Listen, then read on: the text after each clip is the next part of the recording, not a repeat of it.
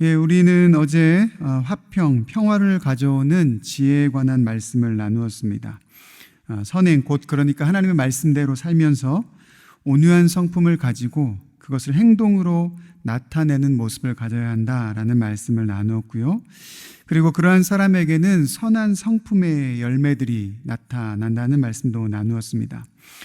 그 열매들은 자신을 깨끗하게 하려고 하고 다른 사람은 사랑으로 품는 그런 열매들이라 말씀을 나누었습니다. 그리고 그 최종의 열매는 화평의 열매를 맺는, 그러니까 피스메이커, 평화를 만드는 그런 사역이라 하는 말씀도 드렸습니다. 그리고 그 사역이 바로 예수님의 사역을 닮아가고 동참하는 사역이라는 말씀을 우리 어제 본문에 나누었습니다. 3장부터 계속해서 말에 대한 교훈이 이어지고 그리고 그 말로부터 생겨나는 다툼에 대한 교훈이 있었죠. 그리고 어제 본문에 그 독한 시기와 다툼을 없애기 위한 그런 지혜의 말씀을 함께 나누었습니다. 오늘 본문은 계속해서 다루고 있는 다툼에 대한 주제를 한 걸음 더 나아가서 이야기를 시작합니다. 1절 말씀에 보면 싸움과 다툼은 정욕으로부터 온다라고 그렇게 교훈합니다. 우리가 보통 정욕이라고 하면 제일 먼저 떠올리는 게 성적인 욕망을 떠올릴 수 있는데요. 물론 그런 욕망도 담고 있지만 여기 야고보서 4장에서 쓰인 정욕이라는 단어는 원래는 단 것, 즐거움이라는 그런 말에서 파생된 말입니다. 그러니까 인간이 누리고자 하는 모든 즐거움에 관해 이야기하는 것이죠.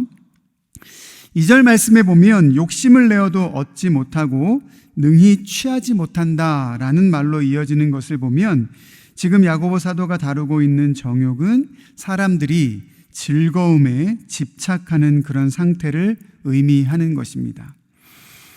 사람들이 집착하는 즐거움이 어떤 것이 있을까요? 앞에 이야기했던 것처럼 성적인 것이나 술에 대해서 집착하기도 하고요.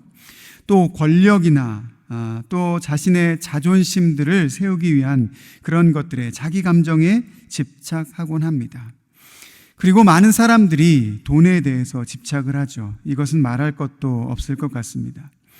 그런데 사람 사이의 싸움과 다툼은 사람들이 추구하는 그 즐거움을 포기하지 않는 데서 시작된다라는 것입니다. 사람과 사람이 다툴 때 보면 굉장히 중요한 문제로 다투는 것 같습니다.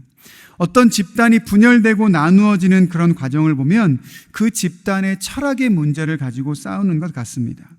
그러나 그 이면을 잘 살펴보면 물질의 문제나 권력을 얻고자 하는 마음, 그러니까 결국엔 개개인의 즐거움을 포기하지 못하는 마음이 그 문제의 시발점이 되기도 한다라는 것이죠.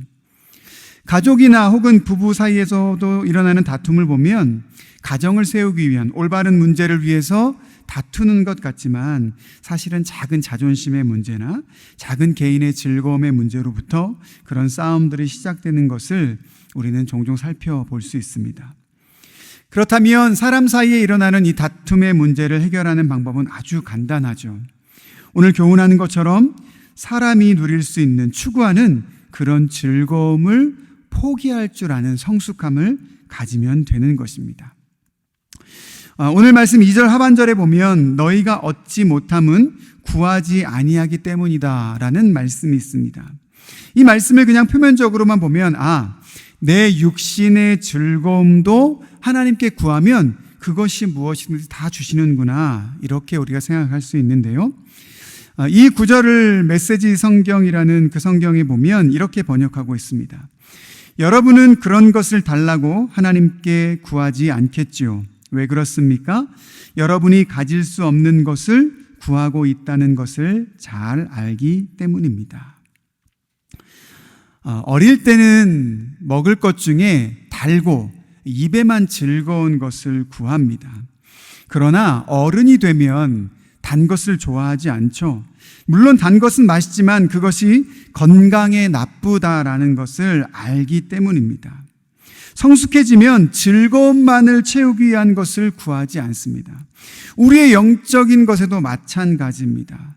삶의 즐거움만을 채우기 위해서 그 구하는 것을 우리가 영적으로 성숙하면 버릴 수 있어야 한다는 것입니다. 그리고 더 나아가서 싸움과 다툼을 없이 하기 위해서 내가 추구하는 즐거움을 포기할 줄 아는 그런 사람이 되어야 한다라는 것입니다. 함께 말씀을 나누고 있는 우리 모든 금광의 성도님들이 그러한 영적인 성숙을 소유할 수 있는 우리 모든 성도님들 되시기를 주님의 이름으로 축복합니다. 4절 말씀에 보면 가늠한 여인들아 이렇게 부르면서 새로운 호칭을 하면서 새로운 주제를 시작하고 있습니다. 여기 4절에 가늠한 여인들아 라는 것은 우리가 일반적으로 성적인 것을 떠올리기 쉽지만 이어지는 5절에 보면 세상과 벗이 되는 것 이런 표현이 나온 것을 볼 수 있죠. 이것을 보면 여기 가늠한 여인들아를 부르는 것이 그저 육적으로 가늠한 사람들을 호칭하는 것이 아니라는 것을 알 수 있습니다. 구약 성경에 보면 하나님을 떠나서 우상을 섬기는 이스라엘 백성들을 향해서 가늠한 사람들, 가늠한 백성들이라 이렇게 표현하죠. 그러니까 하나님이 아닌 다른 것들을 사랑하고 다른 것을 섬기는 것을 간음이라 그렇게 표현하는 것입니다.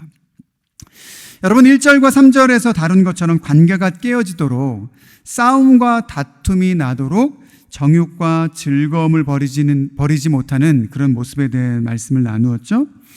그런 모습이 계속되면 하나님마저도 멀리하고 세상만을 사랑하는 존재가 된다는 것입니다. 하나님보다 더 사랑하는 것이 있으면 바로 그것이 영적 간음이 되는 것이죠. 물질을 하나님보다 사랑하면 물질을 우상으로 섬기는 것이요 영적으로 간음하는 것이 되는 것입니다.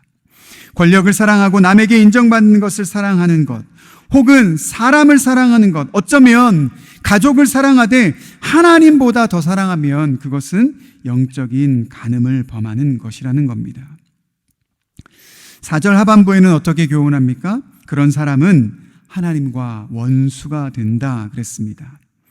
세상에 그 어떤 것보다 하나님만을 뜨겁게 사랑할 수 있는 우리 금광의 성도님들 되시기를 주님의 이름으로 축복합니다. 5절 말씀에 보니까 이런 표현도 있습니다. 하나님이 우리 속에 거하게 하신 성령이 시기하기까지 사모한다 하신 말씀을 믿지 못하느냐. 성경에서 하나님을 표현할 때 하나님을 질투하시는 하나님이라 이렇게 표현하는 것을 우리가 보았을 것입니다. 질투라고 하면 속 좁은 사람이 보이는 감정이라 생각하기 쉽죠. 그러나 여러분, 진짜 사랑은 배타적입니다. 여러분, 우리가 누군가를 사랑할 때 내가 너를 사랑하지만 너는 나를 안 사랑해도 돼. 내가 너를 사랑하지만 너는 다른 사람들 마음껏 사랑해도 돼. 여러분, 이렇게 합니까? 이건 진짜 사랑이 아니죠. 하나님이 질투하시는 하나님이다라고 말씀하시는 것은 하나님이 사랑하시는 우리가 다른 것을 더 사랑하는 것을 기뻐하지 않으신다라는 거예요. 연이어 6절 말씀에 보면 하나님의 질투가 사람이 하는 그런 질투가 아니라 더 큰 은혜를 주시는 하나님이라는 것을, 더 큰 은혜를 주시는 사랑이라는 것을 우리가 6절을 통해서 볼 수 있습니다. 여러분, 하나님은 우리를 사랑하십니다. 그리고 우리가 그 어떤 것에도 마음을 빼앗기기를 원하지 않으십니다. 하나님이 질투하시는 하나님이요, 우리에게 더 큰 은혜를 주시기 원하시는 분이심을 기억하며 하나님만을 뜨겁게 사랑할 수 있는 우리 성도님들 되시기를 원합니다. 그러면 우리가 정욕을 버리고 영적인 간음을 행하지 않는 자가 되려면 어떻게 해야 되는가? 8절 말씀에는 이렇게 교훈합니다. 하나님을 가까이 하라. 그리하면 너희를 가까이 하시리라. 아주 명확하고 분명한 답을 주시죠. 하나님을 가까이 하라. 가까이 한다라는 것의 의미는 설명하지 않아도 우리가 잘 알고 있을 것입니다. 자주, 아니 언제나 함께하고 어떤 일에든지 함께 하라는 거예요. 하나님을 예배하고 말씀을 듣고 기도하는 것을 늘 할 뿐만 아니라 삶의 모든 문제, 모든 시간에서 하나님과 동행하라는 것입니다. 하나님을 가까이 할수록 우리 안에 정욕이 사라질 줄 믿습니다. 하나님을 가까이 할수록 다른 것을 사랑하고자 하는 마음, 영적인 간음이 사라지게 될 줄 믿습니다. 늘 하나님을 가까이 함으로 주님이 주시는 기쁨과 은혜, 그 풍성함을 받아 누리는 우리 모든 금광의 성도님들 되시기를 주님의 이름으로 축복합니다.